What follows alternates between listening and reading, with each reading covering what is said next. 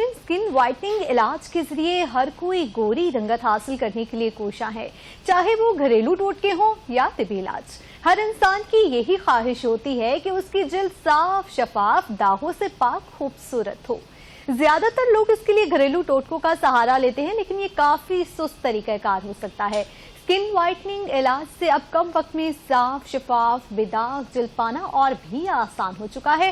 सिर्फ चंद skin whitening tips अपनाकर आप अपने आप को खूबसूरत कर सकते हैं और अपने ख्वाब को पूरा कर सकते हैं। हमारे साथ आज स्टूडियो में मौजूद हैं doctor Shaheen, MBBS cosmetologist, London best performance award याफ्ता भी हैं, पंजाब गवर्नमेंट ओवरसीज अवार्ड याफ्ता भी हैं और बहुत ही ज्यादा माशाल्लाह मल्टी टैलेंटेड हैं। और भी आपकी बहुत ज्यादा तारुफ है, लेकिन मैं आपका उनके साथ तारुफ करवा चुकी हूँ। Doctor Shaheen, welcome to the show. Thank you Heera, बहुत शुक्रिया आपकी कीमती वक्त का। डॉक्टर शहीन, ये बताइएगा कि आजकल एस्थेटिक्स प्रोसीजर्स जो हैं वो बहुत ज्यादा इन हैं। सबसे पहले तो नाजरीन को ये बता दें कि एस्थेटिक प्रोसीजर्स आखिर हैं क्या, इन सिंपल मीनिंग, उसका सिंपल मीनिंग क्या है? जी Heera, thank you for your very relevant question. Aesthetic जो है ये एक मेडिसिन है। ये 1973 में स्टार्ट हुई थी फ्रांस में, रिकग्नाइज्ड एज अ मेडिसिन। फिर 2013 में ये बेल्जियम में पार्ट ऑफ मेडिसिन स्टार्ट हुई। एस्थेटिक अप्रिसिएशन ऑफ ब्यूटी है। हर पर्सन का ब्यूटी का मेयार एक डिफरेंट होता है, तो हमारे पास जिस तरह से भी क्लाइंट्स आते हैं हम उसकी इसमें मदद करते हैं। ठीक है, तो मैं ये जानना चाहूंगी कि most popular invasive aesthetic treatments जो हैं वो कौन कौन से हैं?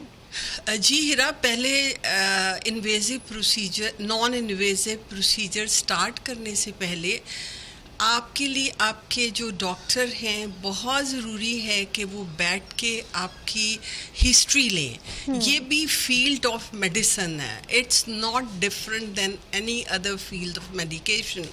तो पहले तो आपने अपने क्लाइंट की हिस्ट्री लेनी है, फिर उसको एग्जामिन आपने करना है, फिर वो जो भी प्रोसीजर आपसे डिमांड कर रहा है आपने देखना है whether that procedure should be done और नो। अगर वो बात कर रहा है ये नॉन इन्वेसिव प्रोसीजर्स की, तो इसमें आ जाते हैं बोटॉक्स, फिलर्स और केमिकल पीलिंग। इन तीनों जो स्किन के प्रॉब्लम्स हैं इनकी आपने रूट कॉज देखनी है। भाई अगर रिंकल्स हैं तो क्यों हैं, अगर फिलर्स की ज़रूरत है तो क्यों है, अगर केमिकल पीलिंग करनी है तो क्यों है। देखें, पहले एस्थेटिक होता था कि 40-50s के बाद आपके पास क्लाइंट्स आते थे, अभी तो बहुत यंग एज पे आपके पास बच्चे आ रहे हैं। तो आपने उनको एजुकेट करना है। एजुकेट करेंगे तो उनको ये सिम्टम्स नहीं होंगे। सबसे पहले हमारे मुल्क के जिस तरह का मौसम है, एक्सेसिव सनलाइट है, आप उनको सनलाइट प्रोटेक्शन का बताइए, पानी की इनटेक का बताइए, स्मोकिंग से परहेज़ करने का बताइए।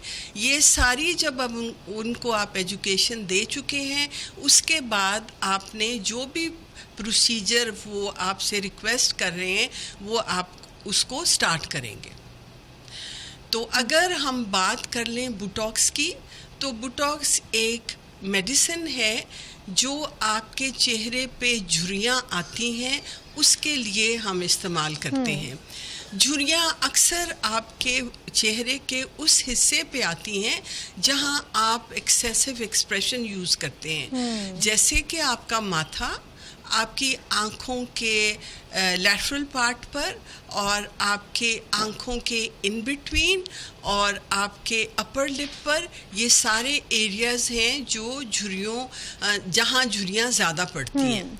अब यहाँ हिरा एक बहुत इम्पोर्टेंट बात है, आपने क्लाइंट को बताना है कि इसको आपने कैसे अवॉइड करना है। देखें, हमारा दीन कहता है गुस्से पे काबू, सब्र और शुक्र।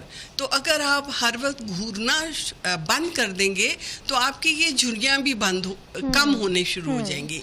दूसरी, आपने अक्सर सुना होगा कि कहते हैं जी फलाना जो है वो अल्लाह के बहुत करीब है, उसके चेहरे पे बहुत नूर है। तो अगर आप हालात से लड़ना छोड़ देंगे और उनको एक अच्छी स्ट्रेटजी के साथ आप सॉल्व करेंगे तो ये झुर्रियाँ भी कम हो जाएंगी। अच्छा, अब झुर्रियाँ हो गई, अब क्या करें?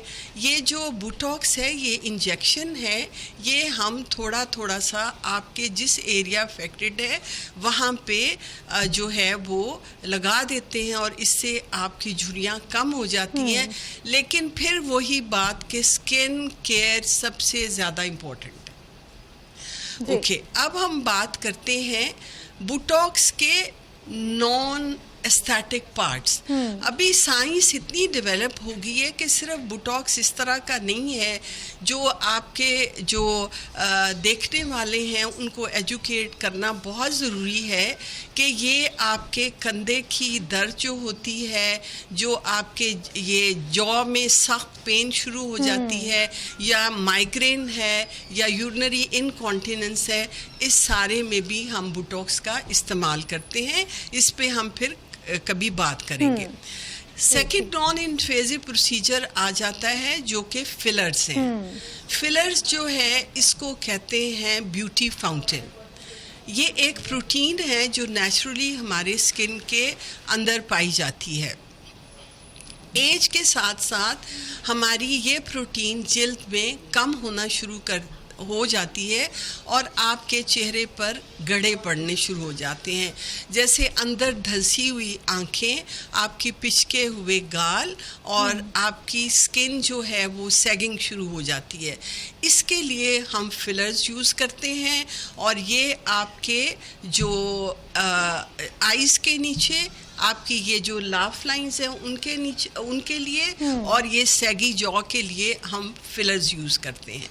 सही। कुछ लोगों को होता है ना कि लिप्स जो हैं उनके जो हैं थिन हैं, तो वो उसके लिए लिप फिलर्स वगैरह यूज करते होते हैं, उस पर क्या कहेंगे आप? मतलब एक अच्छा प्रोसीजर है, कितनी देर बाद जो है अगेन जो है फिलर्स करवाने पड़ते हैं? ओके, जो लिप फिलर्स हैं वो हर एक जो क्लाइंट है उसके लिए उसके लिप्स की शेप डिफरेंट होनी चाहिए। एज के साथ जो है वो लिप्स पतले हो जाते हैं, स्मोकिंग के साथ लिप्स पतले हो जाते हैं। तो आप क्लाइंट के साथ बैठकर एक एस्थेटिक जो है वो एक फाइन आर्ट्स है। तो आपने उसकी डिमांड के मुताबिक, क्लाइंट की डिमांड के मुताबिक आपने उसके लिप की शेप और वॉल्यूम दोनों देने हैं।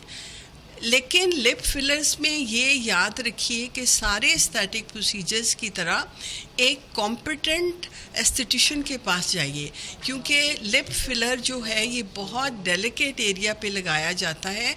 इसको थोड़ा इस्तेमाल करते हैं क्योंकि इसके बाद स्वेलिंग और थोड़ी बहुत ब्रूजिंग होती है। 3-4 दिन के बाद क्लाइंट को दोबारा बुलाइए और उसकी स्वेलिंग अगर कम हो चुकी है और फिलर चाहिए तो आप फिर वो लगा सकते हैं। सही, ठीक है। और आजकल मैं देख रही हूँ कि लेज़र रिमूवल जो है ना, हेयर रिमूवल का बहुत ज़्यादा ट्रेंड है। लोग थक चुके हैं कि अगेन वही एवरी वीक की वैक्सिंग से और उस पेन से। तो लेज़र वैक्स के हवाले से बताइएगा कि लेज़र वैक्स से किस तरह से जो है हमारे जो हैं हेयर हैं वो रिमूव हो जाते हैं, और इज़ इट परमानेंट? जी, जो लेज़र हेयर रिमूवल है ये भी एक बहुत अच्छी टेक्नोलॉजी है। इसमें ये होता है कि लेज़र जो हम अप्लाई कर रहे हैं उसकी बीम जो है वो हीट में कन्वर्ट होती है। हीट जो है वो आपके black pigments of the hair at the root of the hair उसको डिस्ट्रॉय करती है। उससे हेयर की जड़, जिसको हम हेयर फॉलिकल कहते हैं, वो कमज़ोर हो जाते हैं और बाल गिरने शुरू हो जाते हैं। अब हिरा, ये बहुत ज़रूरी है कि हमारे जो बाल हैं वो 4 प्रोसेसेस से गुज़रते हैं। हेयर ग्रोथ, फिर वो रेस्टिंग फेज़ में होते हैं, फिर वो झड़ने की फेज़ में होते हैं। जो लेज़र है वो तब मुफीद होता है जब आपके हेयर जो हैं वो ग्रोथ फेज़, जिसको हम एनाजन करते हैं। तो आपके सारे बाल जो हैं वो एनाजन फेज़ में एक दफ़ा नहीं होते। इसलिए आपको इसकी रिपीटेड जो ट्रीटमेंट्स हैं वो करवानी पड़ती हैं। लेकिन एक सेशन में 20 से 25% जो बाल हैं उनमें कमी आती है। फिर अगेन आपने क्लाइंट को बताना है कि प्लीज़ आप वैक्सिंग से, थ्रेडिंग से परहेज़ करिए, क्योंकि इससे स्किन जो है वो ब्लैक होने शुरू हो जाती है। तो आइए लेज़र ट्रीटमेंट की तरफ और फ़ायदा उठाइए। जी, और मैं ये पूछना चाह रही हूँ कि जो स्किन पे हमारे जो बाल होते हैं उसके लिए लेज़र किस तरह से किया जाता है? जिन लोगों की स्किन सेंसिटिव होती है उस पर भी अच्छे से वर्क करता है? मतलब जो हमारी चेहरे पे बाल होते हैं, ख़वातीन को होता है कि जी हमने जो है अपने हेड से जो है हेयर हैं वो रिमूव करने हैं। आपने हीरा पहले देखना है कि हम सेंसिटिव स्किन कहते किसको हैं। सेंसिटिव स्किन वो होती है जिसको थोड़ी सी भी अगर इंजरी पहुंची तो वो सुर्ख हो जाएगी, उस पर सोजन आ जाएगी और बाद में वो खुश्क हो जाएगी। तो जो लेज़र हेयर रिमूवल है जी आप ज़रूर स्किन पे कर सकते हैं। उन लोगों की स्किन जो है सास है उन पे आप जेल का इस्तेमाल ज़्यादा करिए और लेज़र की इंटेंसिटी बहुत कम रखिए। सेंसिटिव है ना, फेस है, दैट्स वाई इंटेंसिटी जो है उसको कम रखा जाए। आजकल हाइड्रा फेशियल का बहुत ज़्यादा ट्रेंड है, तो ये बताइएगा कि ये हाइड्रेशन के लिहाज से कितना बेनिफिशियल है हमारी स्किन के लिए? ओके जी, पहले तो आप अपने आप को हाइड्रेट करिए, क्योंकि हम पानी बिल्कुल नहीं पीते। अब जब आप पानी पी रहे हैं तो उसमें आप जो है मिनरल ज़रूर इंक्लूड करिए। उसका सिंपल सा तरीका है, आप 2 tablespoon sugar, 1 tablespoon of salt और थोड़ा सा लेमन स्क्वीज़ करके अपने साथ लाइए। उसके आपके फेस पे एक ग्लो आना शुरू हो जाता है जब आपके सेल हाइड्रेटेड होंगे। जो हाइड्रा फेशियल का प्रोसीजर है ये 3 स्टेप्स में होता है। पहले होता है डेड स्किन रिमूवल, फिर एक्सफोलिएशन और फिर हाइड्रेशन।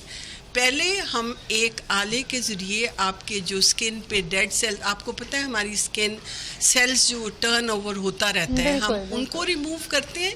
फिर सक्शन के ज़रिए इन सेल्स को हम एक्सट्रैक्ट कर लेते हैं।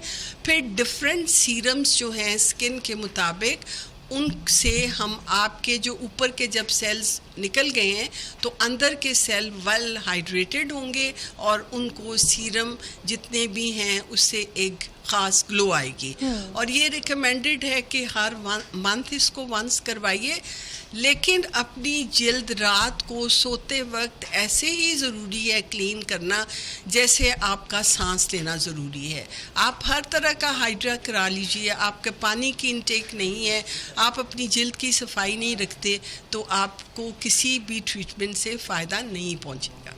जी डॉक्टर सिंह, ये बताएगा जैसे कुछ लोगों की ड्राई स्किन होती है उस पर किस टाइप का मतलब फेशियल होना चाहिए? कौन कौन सी टाइप्स हैं हाइड्रा फेशियल की भी? आगे से फर्दर ऐसी कोई चीज़ है मतलब जैसे हमारी कुछ लोगों की जो है स्किन ऑयली होती है, कुछ की ड्राई होती है, कौन सी स्किन पर जो है किस टाइप का जो है फेशियल जो है वो बेस्ट रहता है? आप जब अपने डॉक्टर के पास जाएंगे तो हीरा वो आपकी स्किन को क्लासिफाई करेगा। आपकी स्किन ऑयली है, आपकी स्किन जो है वो ड्राई है या मिक्स टाइप है। ऑयली स्किन पे आपने जो ऑयली मसाजेस हैं वो कम करने हैं, ड्राई स्किन को आपने हाइड्रेट ज़्यादा करना है। तो इम्पॉर्टेंट है कि आपकी स्किन क्लासिफिकेशन के मुताबिक आपको ट्रीटमेंट दी जाए। ठीक है। जैसे डॉक्टर ये होता है ना कि आजकल बच्चियों को बहुत होता है कि जी हमारे स्किन पे भी बाल हैं या और भी मल्टीपल इश्यूज हैं, टीन एज की जो लड़कियां हैं उनके लिए भी, तो आप ये बता दें कि हाइड्रा फेशियल लेने का मतलब कौन सी एक एज के बाद जो है बच्चियों को हाइड्रा फेशियल की तरफ जाना चाहिए? हीरा, हाइड्रा फेशियल स्किन क्लीनिंग है, तो इसको आप ये नहीं कह सकते कि इस एज पे लें और इस एज पे नहीं लें। लेकिन जब बच्ची आपके पास आती है तो उनको बताइए स्किन केयर आपने कैसे करनी है। ठीक है जी, सन ब्लॉक लगाइए, इनफ वाटर इनटेक रखिए। देखिए मैं बार बार वाटर इनटेक पे बात कर रही हूँ। और उसके बाद जो है एक चीज़ जो हमारे अवाम को बिल्कुल नहीं पता कि जो सन ब्लॉक है वो घर में लगाना उतना ही ज़रूरी है जैसे हम घर से बाहर निकलते हुए लगाते हैं। आपके घर में जितने भी गैजेट्स हैं टीवी है, आपका मोबाइल है, लैपटॉप है, आपकी रूफ लाइट्स हैं, सब में से मैग्नेटिक वेव्स निकलते हैं जो आपकी स्किन को डैमेज करते हैं। तो आप घर में भी हर 3 घंटे के बाद सन ब्लॉक लगाइए।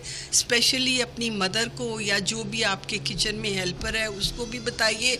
और हाइड्रा 1 दफ़ा महीने में किसी एज पे आप करवा सकते हैं।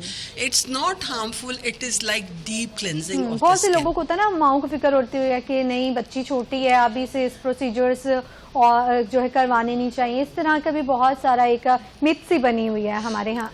आप जो है हाइड्रा किसी एज पे भी करवा सकते हैं, लाइक 14 की एज से आप आ जाइए। लेकिन जब आपकी मदर किसी भी एज पे एक एस्थेटिशियन के पास अपनी बेटी को लेके आएंगी तो उसको आप एजुकेट कर दीजिए, वो उसकी स्किन वैसे ही ठीक हो जाएगी। डॉक्टर शहीन हमारे साथ हैं। नाज़रीन, यहाँ वक्त हुआ है एक मुख्तसर से वक्फे का। वक्फे के बाद हाजिर होंगे, हमारे साथ रहिएगा।